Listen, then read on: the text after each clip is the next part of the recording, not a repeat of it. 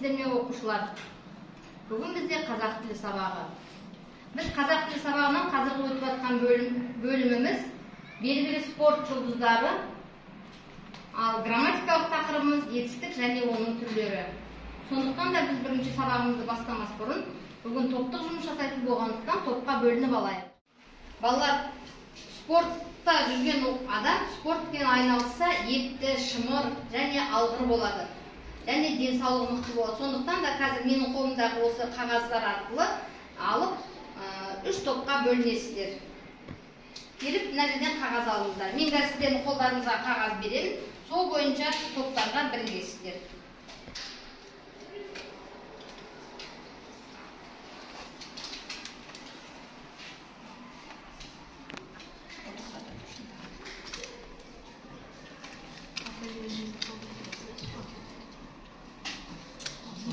Мына қағазды өздеріңде болсын. Сабақтың соңында кері байланыс беруге керек болады. Епкілер деген қағаз алғандар мына топқа, бірінші топқа. Алғырлар деген қағаз алғандар екінші топқа.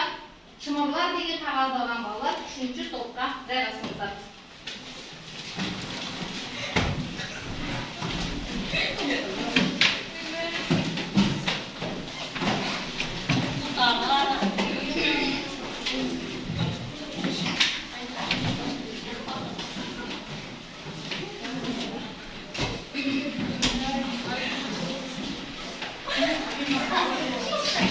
Жақсы көңіл-күй жан азығы дегендей, сабағымызды жақсы көңіл-күймен бастап алайық.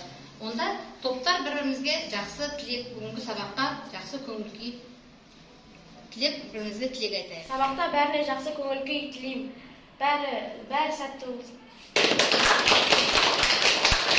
Бәрінде жақсы көңіл-күй болсын және жақсы тапсырыңдар. Бұл топтарға сәттілік тілеймін және өзіміздің топқа жеңісті тілеймін. Үйге берілген тапсырманы сұрайық. Үйге қандай тапсырма беріліп еді? Болымды, болымсыз етістіктер және біздің өтіп жатқан тақырыпқа байланысты белгілі спорт жұлдыздары бөліміндегі жақсылық үшкемпір туралы 5 тармақ өлеңін құрастырып жазып келуге берілген болатын. Бірінші 5 тармақ өлеңін кімдер жазып келгенін сұрау үшін қазір кофе таяқшалар арқылы кім оқитынын анықтаймыз. Келесі оқушыны қазір кофе таяқшаларымен анықтайтын боламыз. Келесі оқушы Нұрбек. Үй жұмысы 5 тармақ. Жасыл Үшкемпіров, кілем күресін палуаны, спорт шебері, әлем кубогының күміс жүлдегері, еңбек сіңірген спорт шебері. Жарайсың. Жақсы отыра ғой. Балалар, сабағымызды бастамас бұрын біз сабақтың тақырыбын ашып алайық. Ол үшін тақтадағы жасырынған сөздерді тауып, мақал-мәтелдерді оқимыз. Бірінші мақал-мәтелді сөзін кім табады? Мен табайын. Ал айта ғой. Шыңғырсаң, шымыр боласың. Ал екіншісін асыл Кіші атасын танымас. дұрыс. Келесі мақал-мәтелді кім табады? Рәлі, жығылсаң, жер көтереді. Жығылсаң, жер көтереді. Келесі мақал-мәтелдің сөзін кім табады? Белсенділер боламыз, кім оқиды? Келесі мақал-мәтелді. Балуанға оң терісі бірдей. Олай болса, бүгінгі сабағымыздың тақырыбы күш атасы Қажымұқан, сабақты және салт етістік деп аталады балалар. Дәптерімізге жазып аламыз тақырыпты. Бүгінгі сабақта біз күш атасы Қажымұқан, қазақтың кәсіпқой палуаны туралы мәліметтерді білетін боламыз. Тыңдалған мәтіннің мазмұнын түсіну, детальді ақпараттарды анықтау, етістіктің етіс түрлері, сабақты салт етістіктердің тіркесімдік мүмкіндігін ауызша және жазбаша тілдесім барысында қолдану. Осыдан шығатын біздің бүгінгі сабақтағы мақсатымыз мәтінді түсініп, тыңдалым мәтіннің тыңдай отырып, детальді ақпараттарды анықтаймыз. Және де сабақты салт етістіктерді меңгеріп, ережесін меңгергеннен кейін, соны тілдесім және жазылым барысында қолданатын боламыз. Мәтінді тыңдаймыз. Қазір біз тыңдалым тапсырмасын орындаймыз. Мәтінді тыңдап болғаннан кейін мәтіндегі детальді ақпараттарды анықтап, органайзерге толтырамыз. Қазір түртіп алу әдісі бойынша мен оқыған мәтінді мұқият тыңдап, керек мәліметтерді өздеріңе түртіп алып отырыңдар. Қазақта күш атасы қажымұқан деген сөз кең тарап кеткен. Оның себебі де жоқ емес. 1883 жылы Ақмола облысы Қараөткел ауылында Мұқан атты сәби дүниеге келеді. Ол жасынан ақ ерен күшімен әр мезет ауылдастарын таңғалдырып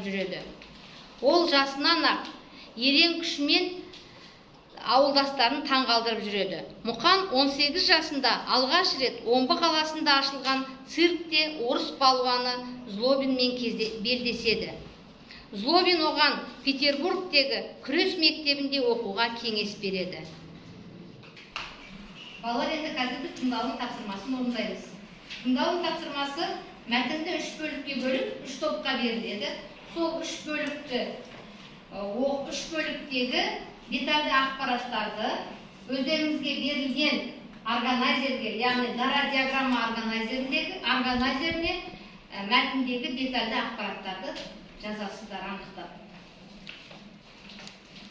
Бірінші топ еріктілер тобына, шымырлар тобына және бізде алғырлар тобына мәтіндерді беремін. Тыңдалым тапсырмасын орындаймыз, балалар. Тыңдалым тапсырмасы жаңағы тыңдалған мәтінді 3 бөлікке бөліп бердім 3 топқа. Сол бөліктердегі детальді ақпараттарды анықтап, қолдарыңыздағы қағазға детальді ақпараттарды жазамыз. Бұл әдіс бізде дара диаграмма деп аталады, балалар.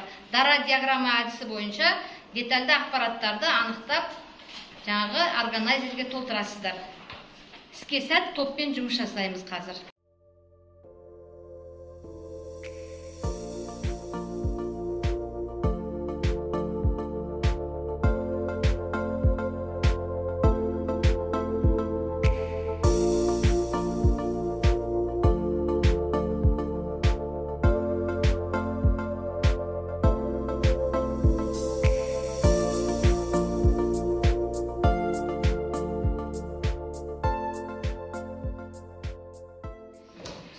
Сәйкестендіру кестесін толтырады. Қазір осы тыңдалым тапсырмасын кейбір оқушыларға мен жеке тапсырма беремін.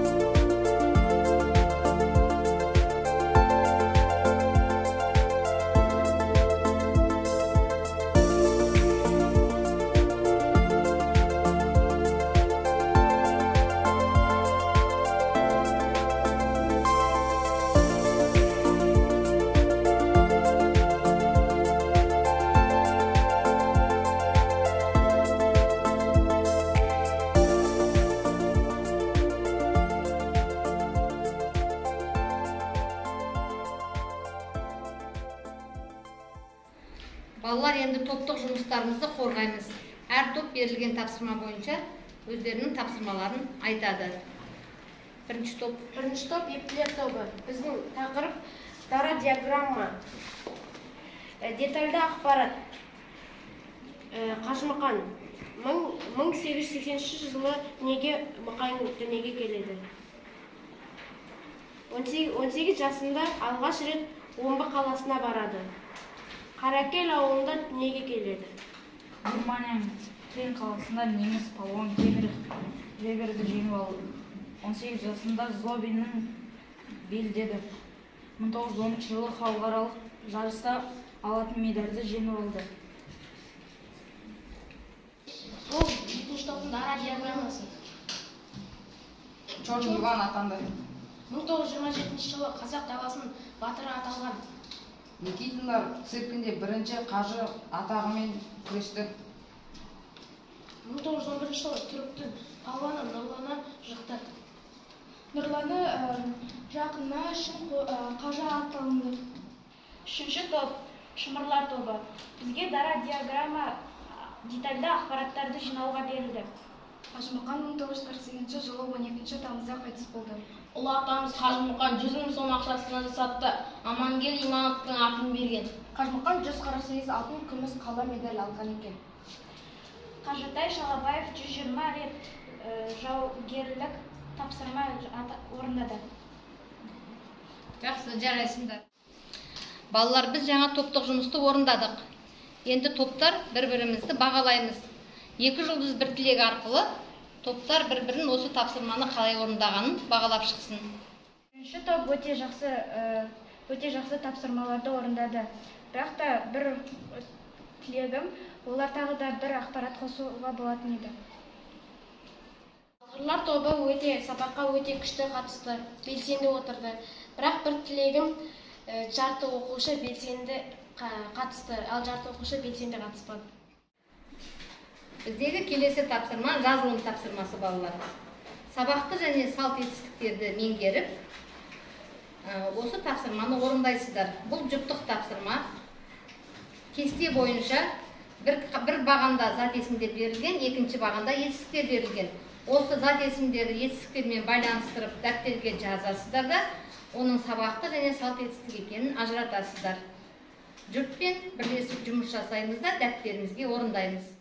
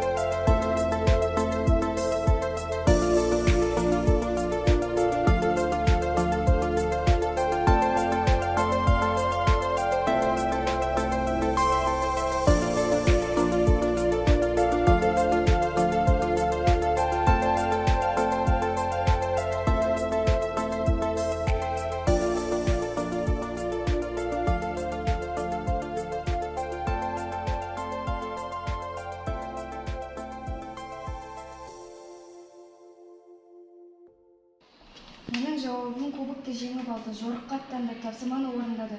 Кубокты жеңіп алды, салт етістік, жорыққа аттанды, салт етістік, тапсырманы орындады, сабақты етістік. Жақсы, отыра ғой.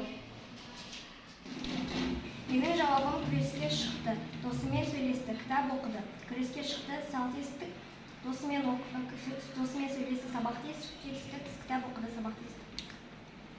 Жақсы, жарайсыз.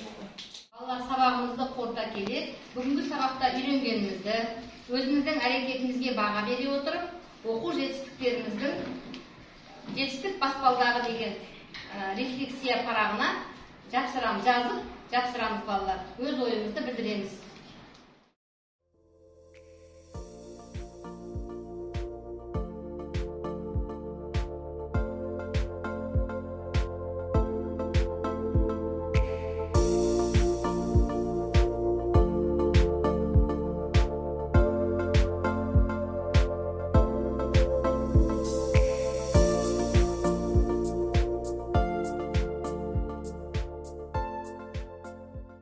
Тапсырма аламыз. Бүгінгі сабақтағы тыңдалым мәтіні бойынша алған детальді және негізгі ақпараттарды қолдана отырып, 4 сөйлем әдісімен Қажымұқан күш атасы деген пікірді жазып келеміз. Осымен сабақ аяқталды балалар. Сау болыңыздар. Бүгінгі сабаққа барлықтарыңыз өте жақсы белсенді қатыстыңыздар. Осы алған білімдеріңізді келешекте де жетілдіріп шыңдала беріңіздер.